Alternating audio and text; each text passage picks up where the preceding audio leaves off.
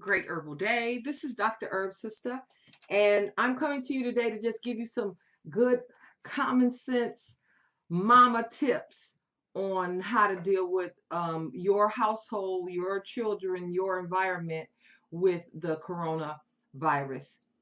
It is something that we all need to pay attention to, and I've had a lot of experience in working with families and individuals with colds, flus, fibroids, basic detoxing. And so what I looked at is I've been doing a lot of research. I've been looking at it before this week for the past couple of months since it started. Watched a really good report yesterday, a hearing on C-SPAN with the CDC, the NIH, the State Department Health. I mean, just all of the people who are in charge of collecting the information. And what I've noticed is that, of course, we've all recognized by now that there is a political aspect to how much information that we're getting, and that can't stand. We have to use common sense, and we have to, be prepared rather than be panicked. And that's what I'm here to do, is to give you some good information on how to be prepared. So one of the things that I thought of is all of the research, etc., that I've done on parasite cleansing, and to use some of those types of common sense ways of keeping your environment and your body and your get your immune system up. So one of them is for you to use elderberry. Elderberry is very, very good for viruses. It works for the flu. The research has been done in Israel that it halves the symptoms, and I know this is not the flu, but we have to use everything that we have in the realm of the flu because that's what we have available. So you can take an elderberry tonic, twice a day, give it to your children. It tastes good. It's very effective. Also, we want to make sure we're taking good probiotics. Probiotics are good bacteria that keeps and builds your immune system. That's something that you want to do several times a day. You want to do olive leaf extract and oregano oil. Those are antibacterial, antiviral oils, essential oils. You just do one drop. They're very, very powerful. For your children, you don't want to put it directly in their mouth. You're going to want to put it in something so they can drink it because it's that strong. It's so strong it'll basically take your breath. That's how strong it is. You also want to do a parasite cleanse. Parasites are in everybody's body.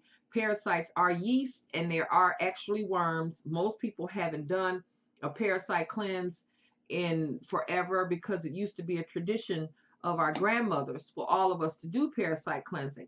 But since, the grandmothers, they changed, a lot of things changed around our family structures, and the grandmothers used to be the ones who would make sure that everybody got dewormed. So you have to deworm your family. It's nasty. It does not taste good, but they get most of whatever's going on in your body. So they get your vitamins, minerals, everything before you do. Yeast is a parasite. You want to minimize all of the things that could make your body weak or have weakened your immune system. So they got to go. Because what we do know is that most of the people who are suffering and passing from this coronavirus are elders, and because they normally and they have other issues like high blood pressure, diabetes, lung issues, that type of thing. And also what you're looking for as far as any symptoms for this coronavirus could be anything from a scratchy throat, a cough, or just malaise, where you just don't feel good and you're just really tired and you weak. Or it could be all the way on the other extreme where you could have actual inflamed lungs, bronchitis, serious coughing, asthma attacks, and also pneumonia. Those are the ways that it presents itself. So you don't want to let anything go at this time as far as being sick and thinking you're going to get over it if you just stay home, and you do want to stay home.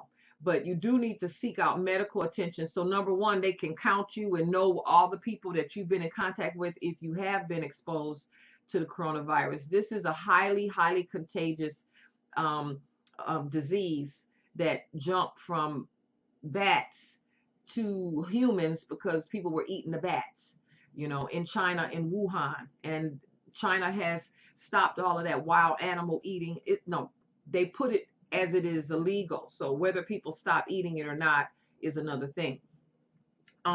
So you want to also change your behaviors. There's a lot of things that we do, like shaking hands, hugging, all of that kind of stuff. Even though I'm that way too, we got to not do it because we don't want to transfer these germs and so easily through connections with other people. You got to wash your hands, do the ABC song like we did when we was kids. A, B, C, D, E. That's how long you got to wash your hands. And you want to go through it with your children so that when they're in school or if they're out somewhere, they're going to sing that whole ABC song while they're washing their hands, because that gives you enough time with the soap and water to thoroughly rinse and get rid of the germs and the bacteria.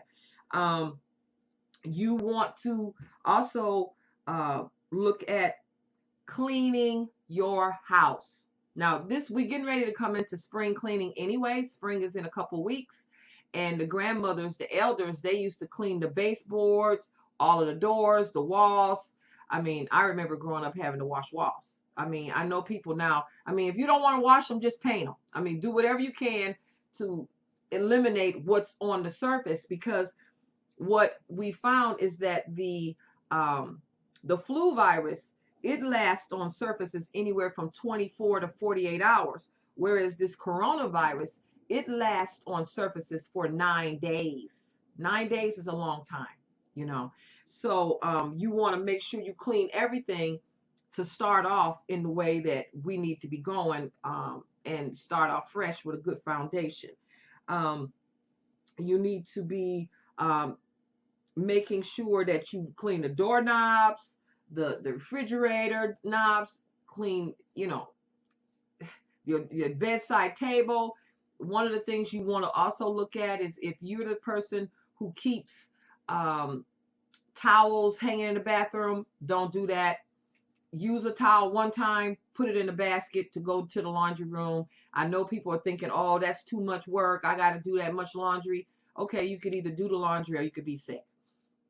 Because truly, that's really the way it's supposed to be done. You're not supposed to keep a towel for a week and just, you thinking you're rinsing it out, but truly there's bacteria and germs and everything in it. So use a towel one time, put it in a basket, and put the basket outside of the bathroom so everybody don't have to inhale, because that's what we know about this, is that it's inhaled.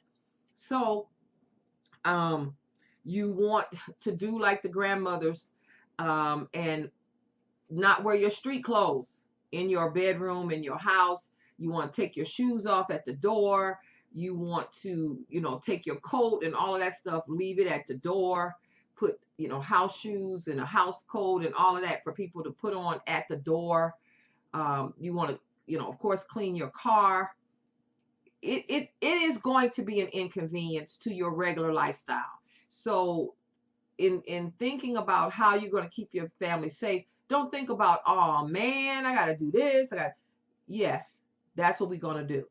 We're going to do this because we're going to get through this. And the way to get through it is to be prepared and to, do everything that was your upbringing for a lot of us anyway, but we just got slack and stopped doing it, So now it's the time to bring back that home training and get yourself and get your house in order. And, so you want to get a humidifier or a diffuser and all of those, dehumidifier. You want to use essential oils in them, like rosemary, antibacterial, antiviral, antifungal. You want to use lavender. You want to use eucalyptus, which is really good for opening up your lungs and having an opportunity for you to get a better air, better breaths, that type of thing. So you want to do all of these things. And you want to, if you don't have a humidifier or dehumidifier or a diffuser, you could just put a pot on your stove with some water in it, boil the water, and put the droplets in for the essential oils, and it'll still go all around your house. You know how when you cook from your stove and you can smell it all around the house. Same thing with with the pot on the stove with the drops. It'll work and it'll go all around your house. So start that today. Um, you know, we want to what they've noticed is that people have the virus in their bloodstream even after they've been cured, and there have been quite a few people have been cured from it. Um, the research is still coming out on whether or not that's the immunity that's in their bloodstream or whether or not they're going to get the virus again. So, just do everything you can, common sense wise, to keep up with keeping your house, keeping your life, keeping your body together, even though it's an inconvenience. Uh, you know, some of the advice is to stay out of crowds, church, school, and in fact, in Japan, they close school for a month, from now all the way until the end of March. The Stay out of crowds, and if you do have to go in the crowds, and I know the director of the CDC said no about wearing masks, but guess what? His rationale is that if everybody has masks, then they don't have enough for the healthcare professionals, the people who have to take care of the people who already have the flu, who already have issues, who are in the hospital, and who have issues. Well, guess what? If they need them, you need them. Because if it's coming and being transferred through droplets from sneezing and coughing, etc., and it's being taken into your lungs and it's a lung issue, then of course you need it. You don't want to wait until they give you permission to tell you to protect yourself. I mean, that's what natural health is being proactive, recognizing